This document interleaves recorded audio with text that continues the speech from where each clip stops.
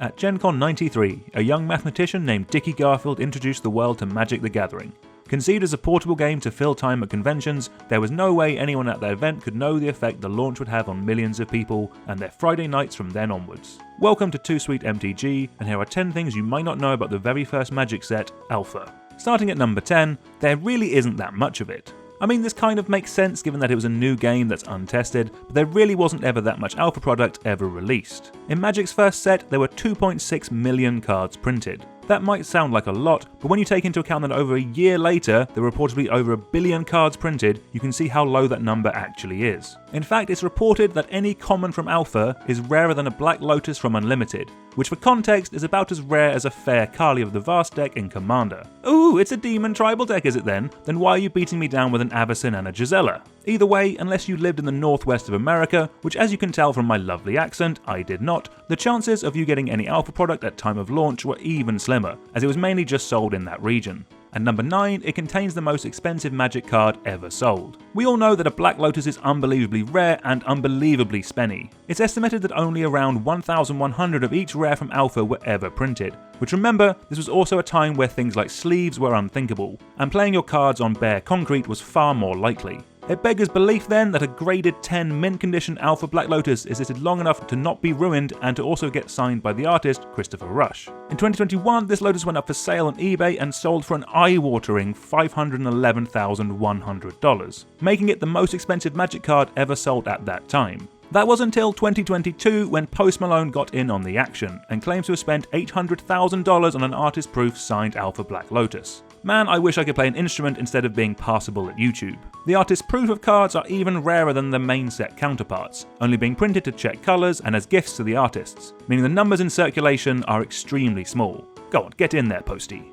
On the complete other end of the spectrum, at number 8, you could get a basic land as your rare. We've all been there, we've opened our nice shiny booster pack only to be greeted by a trash rare. I'm looking at you, meandering tower shell, you useless turtle. Why do you always leave me? Why does everyone always leave me? But Alpha shows that from the start, Wizards have always known how to milk the most out of their player base. As it was the first set, and that nice communal land station wasn't a thing, basic lands had to be printed just normally in the product. Mostly in the same slots as commons and uncommons, all fine, that does make sense. What I'm sure was very annoying for players at the time, and probably more so over the years for investors trying to crack some value, is that a basic land also made its way onto the rare sheet, specifically an island. That means in your Alpha Booster Pack, there might not be a Lotus, there might not be a Mox or a Shivan Dragon, but around 3% of the time, you could get a basic land as your rare. The reason apparently was to keep players guessing what the rarities of cards were, but even back then it didn't take players too long to realise that they hadn't opened something good. Island is a trash land. Blue mages, fight me. At number 7, the rules of the game were wild.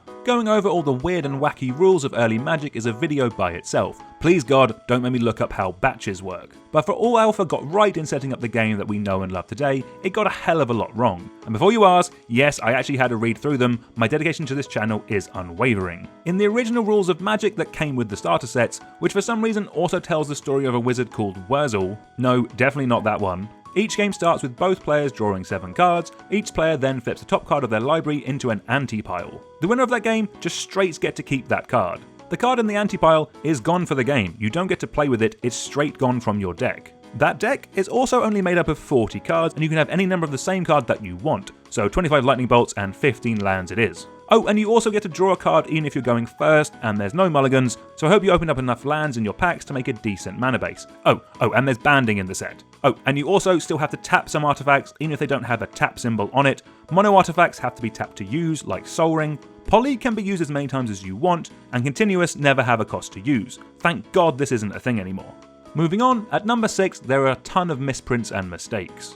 Nowadays, misprints aren't that common. Yes, we get a 2/3 Corpse Knight and a at the beginning your end step on the Monarch once in a blue moon, but these are super few and far between. But back in Alpha, before all that secret layer money paid for a quality control team, printing errors got through a lot. You have your mana cost mistakes like Orcish Oriflame, which is printed at 1 in a red when it should have been 3 in a red. You have Cyclopean Tomb, which is straight up missing its mana cost completely. You have your missing at the end turn part of cards on Frozen Shade and Fire Breathing, so you can permanently buff up your creature, I guess. You have the baffling rules text on Unsummon. Enchantments and creatures are carded, you say? That's super helpful. You have the at the time broken red Elemental Blast, which couldn't actually counter a blue spell because only interrupts could counter spells. Fortunately, most of these were fixed by the time beta came around, and as it was their first try, I think we can at least give them a pass on all these mistakes. At least these cards don't bend like they've been made by a certain Julius Pringle. Yes, that really is his name.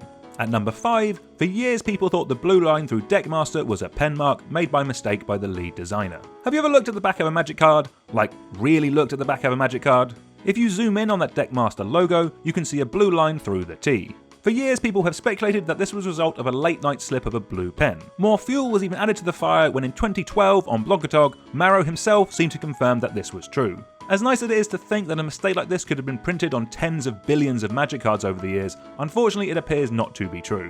This source does come from Reddit, so obviously a grain of salt the size of whales here, but the user Fenton112 claims to have spoken to the original art director, Jesper Myfroz, about this very issue. Apparently Jesper has said that this is an intentional line, that it comes from the way that blue backgrounds were made at that time. It was mainly used for the borders of blue cards, and then it's made with taking pictures of ink in water. If you compare it to the other blue cards from Alpha, you can sort of see what he's referring to here. The part under the R especially does look like it was made with the same process. But if I'm being honest, tinfoil hat time, to me, the line under the T does look like a different colour blue.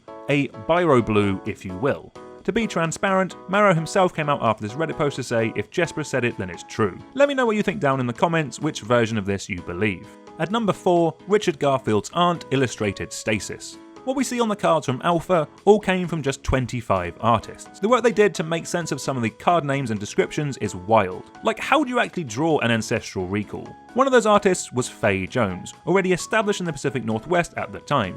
She did a favour for her nephew, young Dickie Garfield, and came up with a banger in Stasis. I mean, if you're given the description, draw Stasis, a clown and a wolf thing on a seesaw is as good a way as any, I guess. On the topic of artwork, Birds of Paradise only exists because the artist drew a really big bird on the land art. Originally intended to be the art of a dual land, what they got back from Mark Paul was this lovely picture of a land with a tropical bird front and centre. This was at a time, remember, where there wasn't really the money to just let good artwork go to waste. So instead, Richard Garfield went with it and made a card fit for the art, even though a green flying creature didn't fit Magic's colour pie. With that, Birds of Paradise was born, and it's been eating lightning bolts for over 30 years. There is some debate if the land that was intended was Volcanic Island because of the smoke rising in the background, or Tropical Island, I guess because of the massive tropical bird in the front of the picture. But either way, we're happy this idiot bird exists. This brings us on to number 2, Volcanic Island isn't in Alpha. As hard as it might be to believe given the popularity and clamouring for people for dual lands, I'm looking at you Legacy Delver players, but Volcanic Island didn't appear in Magic's maiden set. People have speculated this was because of the issue with the artwork for Birds of Paradise, but Mark Rosewater confirmed in 2016 they simply forgot to put it on the rare sheet and didn't notice until it was too late. Maybe they were too busy making room for that basic island. You gotta keep those players guessing after all. For what it's worth, Circle of Protection Black was also left off of the common sheet, but outside of the most dedicated Xur and Sithis Commander players, no one cares. Don't at me. It wouldn't be until beta that players could get their hands on one of the most coveted lands ever printed. Oh, and Circle of Protection Black as well, I guess.